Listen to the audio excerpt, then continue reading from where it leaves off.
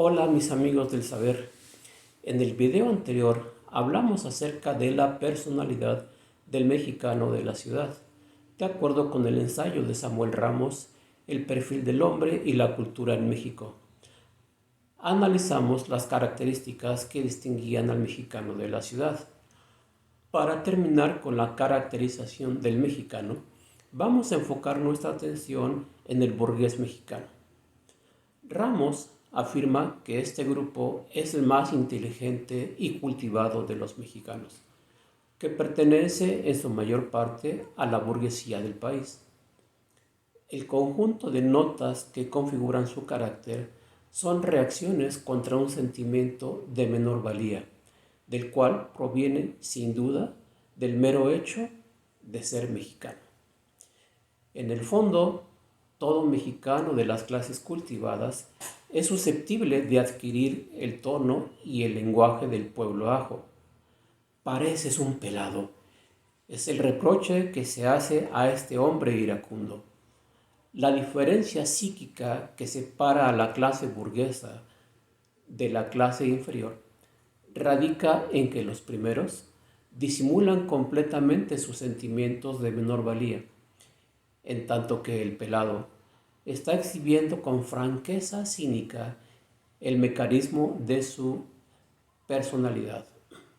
Los sentimientos de deficiencia que rigen la psique del individuo son sentimientos que el individuo no tolera en su conciencia, por el desagrado y la depresión que le causan, y debido a la necesidad de mantenerlos ocultos en el inconsciente, se manifiestan como sensaciones vagas de malestar y que el individuo no encuentra ni puede definir. Cuando logran asomarse a la conciencia, asumen matices variados. Algunos de ellos son debilidad, desvaloración de sí mismo, sentimiento de incapacidad, deficiencia vital.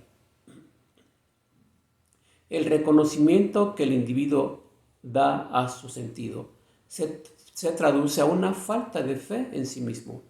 El yo ficticio del mexicano burgués, construido por cada individuo, es una obra tan acabada y con tal apariencia de realidad, que es casi imposible distinguirla del yo verdadero.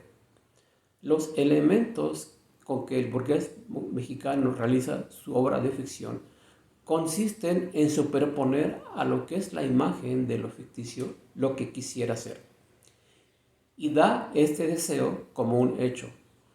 Algunas veces su deseo se limita a administrar el desprecio o la humillación, y después, en escala ascendente, el deseo de valer tanto como los demás, predominar entre ellos y, finalmente, la voluntad de poderío.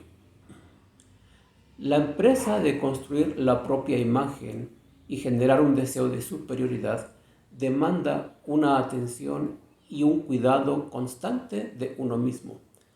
Considera a los hombres y a las cosas como sujetos, pero solo toma en cuenta a aquellos que le hacen ver la imagen que a él le gusta ver.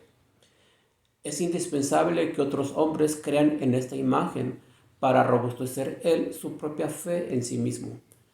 Así que su obra de fantasía se realiza con la complicidad de la sociedad.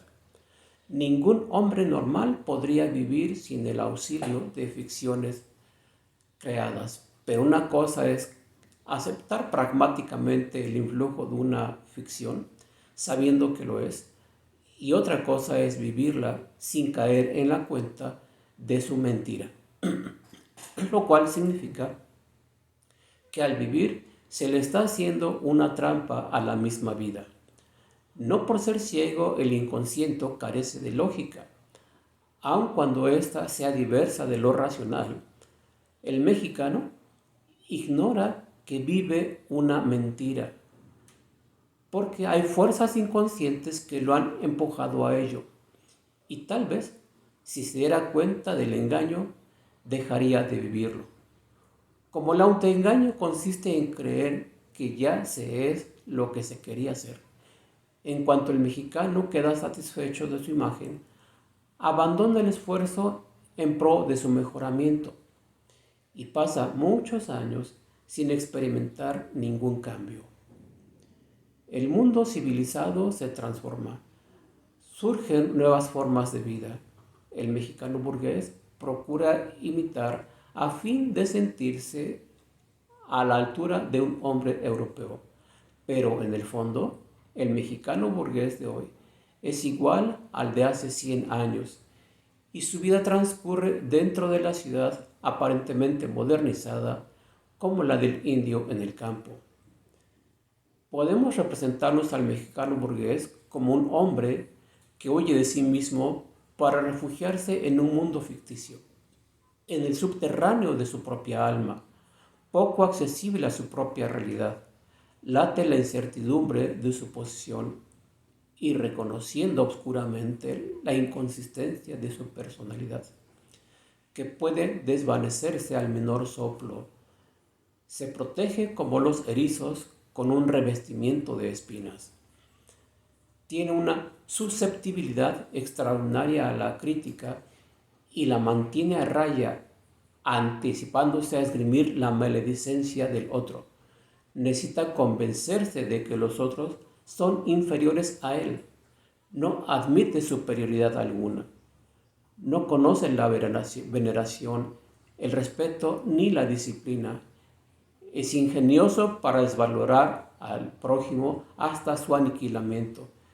El culto a su ego le hace alimentarse de víctimas humanas. Cada individuo vive encerrado dentro de sí mismo como una ostra en su concha, en actitud de desconfianza hacia los demás. Es indiferente hacia los intereses de la colectividad y su acción es siempre de sentido individualista. ¿Acaso será imposible expulsar el fantasma que se aloja en el burgués mexicano? Para hacerlo es indispensable que cada cual practique con honradez y valentía el consejo socrático: conócete a ti mismo. No bastan las facultades naturales de un hombre para adquirir el autoconocimiento, que es preciso equiparlo de antemano con las herramientas intelectuales que ha fabricado el psicoanálisis. Cuando el hombre así preparado descubre lo que es, el resto de la tarea se hará por sí solo. Los fantasmas son seres nocturnos que se desvanecen con solo exponerlos a la luz del día. Agradezco tu atención y con este video terminamos la caracterología del mexicano, que podrás encontrar en el texto El perfil del hombre y la cultura en México, editorial Espasa-Calpe, páginas de las 50 a las 65.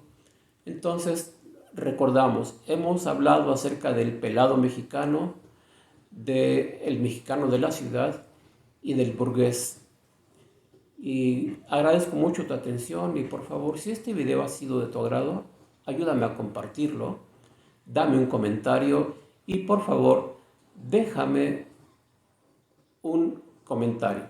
Muchas gracias y que tengas un excelente día. Hasta luego.